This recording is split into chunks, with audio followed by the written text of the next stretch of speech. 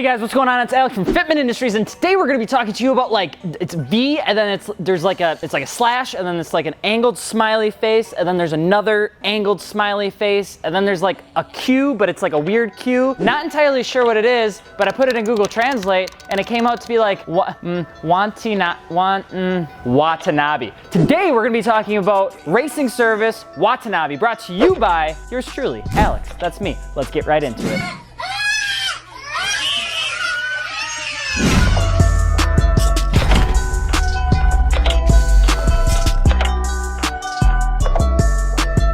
Watanabe Racing Service Wheels has been synonymous in the aftermarket wheel game for making lightweight, awesome Japanese-inspired wheels. Established in 1949 by Toshiyuki Watanabe, these guys have been around since the dawn of time. Watanabe has been known for making lightweight wheels for pretty much everything from the MG to the Datsun to the Nissans to everything in between, up until pretty much the Mitsubishi era. And even though they're based out of Yokohama City, these guys are known throughout the world. And why is that the case? They're like the founding fathers of the aftermarket wheel community. A lot of people don't know Watanabe if they never really jumped into the import scene. But if you are in the older drift scene, if you are in the older tuning scene, you can't go anywhere, especially in an old classic Nissan Cruise, without either seeing reps of Watanabes, people talking about Watanabe, or if they're just having Watanabe stickers all over the car. Watanabe is the company that founded the iconic 8-spoke design. If you don't know what that is, it's pretty much a double flower spoke style wheel, and they are iconic. And what I mean iconic, I mean one of the most iconic wheels ever made. In fact, it's pretty much been replicated all across the board by countless and countless wheel companies, and it's been used for pretty much every single aftermarket wheel for old school classic Japanese cars. The wheel was accredited for being almost the perfect pair with the Datsun 240Z. In fact, it was almost drawn with that car in mind, and it was iconic on plenty of other cars as well. And since their focus was all about lightweight wheels, Watanabe was always on the talk and discussion of every single racing event overseas. In fact, this was back in the early 60s. This was before forging was a very popular option. This was really before anything. Aluminum style wheels was a huge thing, and it was a huge change in the terms of weight versus steel wheels. You guys have to remember, steel wheels was generally the normal thing, especially overseas, and in the 60s. In the 70s, it still was pretty popular in terms of an overall aftermarket wheel. Watanabe chose to go with an aluminum, and on top of that, they used an alloy that allowed them to create an extremely lightweight alloy cast wheel. Even their magnesium wheels that they made specifically for racing spec style events, they only weighed 4.5 kilograms. That's 9.9 pounds. It's the same weight I was when I came out of the womb. What the heck is going on? Their alloy wheels were around 6.2 or 13.5 pounds if they were a 15-inch diameter wheel, which was unheard of at the time, especially considering the decade that these things were being made in. And Watanabe was known for this. They were the company that a lot of people came to, especially when it came for making racing spec style wheels. Because at the end of the day, it didn't take long for racing championships and enthusiasts and drivers alike to realize that if you really wanted to save weight, you didn't save it by tearing out the interior of your car, you just made your wheels lighter, and it was a lot easier. They've been involved with plenty of OEM and aftermarket teams to create, test, and manufacture these wheels. They learned a lot of what they could do by just simply throwing them on a car and just seeing what happens and seeing how long they lasted and testing them out using real world application. Before any of this super technical stuff came around in computers and stuff, it's really the only way that they knew how to test their wheels. 1968 was iconic. Why? Because the 8-spoke was born. It was a legend. It was like the best designed wheel you could possibly imagine. I know BBS people are gonna be already in the comments talking about import owners and their Watanabes, but seriously, 8-spoke was a killer look, and it has survived the test of time, nearly 40 years, more than 40 years, and is still a wheel that people run to this day. By the time 1972 came around, they started manufacturing and partnering with Lake Company to help them essentially get more production, more technology, and more information so that they could produce more wheels. A lot of what Watanabe did was all about getting partnerships and really growing the brand as much as possible. And they did it with the lightweight alloy wheels that they knew they were good at making. They never tried to break break the mold more than they just tried to make the best possible wheels they could in almost every facet without necessarily doing something that was astronomically weird or different or anything like that. They were just a company that knew what they wanted to do and they were damn good at it. And from there, they continued to grow. They partnered with companies like Hayashi or Speedstar Racing, SSR if you guys don't know, to continuously produce wheels, including multi-piece wheels. They went into a bunch of different designs and testings and things that they wanted to do, but they partnered with companies so that they could make something good, they could make something lightweight, and it went fairly well. And in 1976, the same year as my Datsun,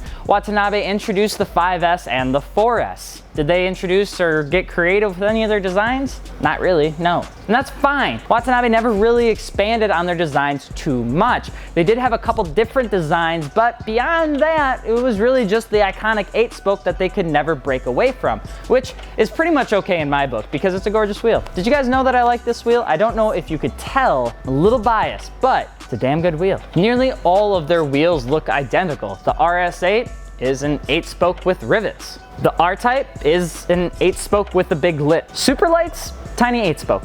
Before you get into the Falcon turbos and the Falcon meshes, yes, I get it. There are a couple that are definitely not 8-spokes, but we're just not gonna talk about them. By the time the early 90s came around, Watanabe was established, and they were established really well. And this was at the point where they really started to dive into different technical terms that they could use, including a magnesium 2-piece wheel, which was the first one ever surpassed on the JWL test in Japan. It was a huge monumental success for Watanabe, and they continue to tout that as one of their biggest accomplishments considering the difficulty that they had in producing this wheel. So what happened with Watanabe? Nothing. Watanabe still makes wheels and sells through dealers throughout the world. Their main clients continue to be Ray's Company, Big Co, Sanyo, Hinyo Trading, and a lot more. And on top of that, to become a dealer is actually pretty strict, and it's not easy. That's the one thing about Watanabe which just does not seem to ever change, is that they're an extremely difficult company to get a hold of and get their hands on. We're talking these wheels take anywhere from 3 months to 6 months to actually get produced and made for you. And if you think they're cheap, holy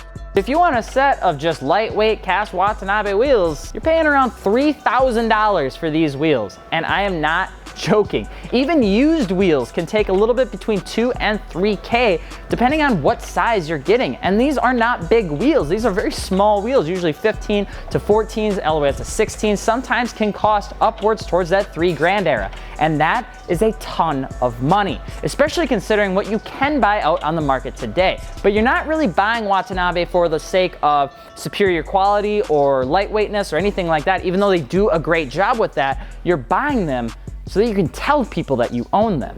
From 2001 to 2009, they introduced 3 new wheel designs, and Watanabe has continued to just play low-key ever since. They don't do anything too crazy to step outside the mold or do anything huge in terms of breaking news or anything like that. In fact, their website hasn't been updated in a long time. On top of that, forums really don't discuss much about Watanabe anymore. Most of the recent threads were 2014 to 2013. You're really not gonna see them talked about too much, which is really kind of sad. Watanabe is one of those brands that I truly think is a cool brand. But what makes them so special? Why would you pay $3,000? Well, it's really simple. You get a piece of heritage.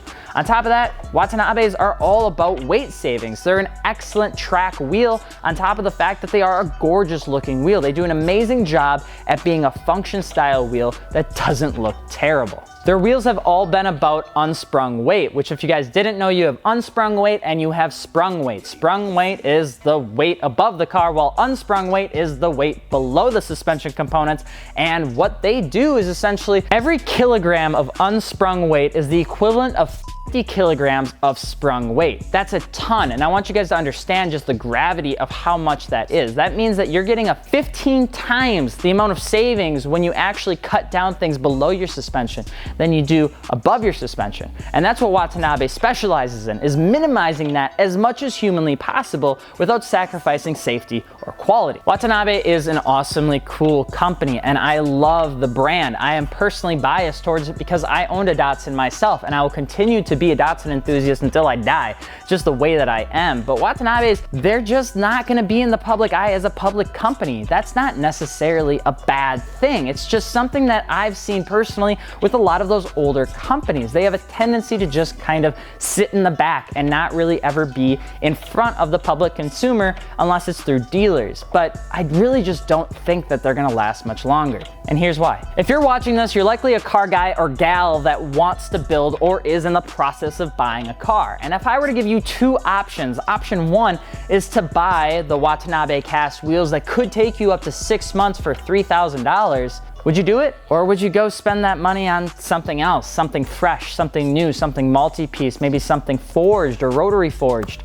It's tough because it is a battle that a lot of people are facing right now. I see plenty of people that are making those choices every single day on a lot of import pages. And a lot of the times, they choose option B. They're just not gonna survive much longer. And that is just my personal opinion. And Watanabe continues to grow and continues to do a great job. But in terms of getting your hands on a set, it's not that easy. And I don't think it will continue to get any easier, especially considering just what the market is like today. But hey, if you already have a set, I would recommend holding on to them because if they are authentic, then they are going to be rare and they're probably only going to go up in price. We hope you enjoyed this episode of Wheel History. Let us know in the comments what you think. If you run Watanabes, let us know what your experience is with them. Otherwise, if you guys are interested in a set of wheels, tires, suspension, airlift, gear, or car care, check out our website, fitmentindustries.com. We have over 30,000 wheels and we have a ton of other stuff that we've been pushing out ever since the beginning of the year. We want to let you know that we have it. So definitely check us out if you want to. Let us know in the comments too what you'd like to see next. We read and respond to every single comment because Mario doesn't have enough to do. That's our videographer that's actually behind the camera right now. He's flicking me off, but I'm Alex from Fitment Industries. We will see you later. Peace.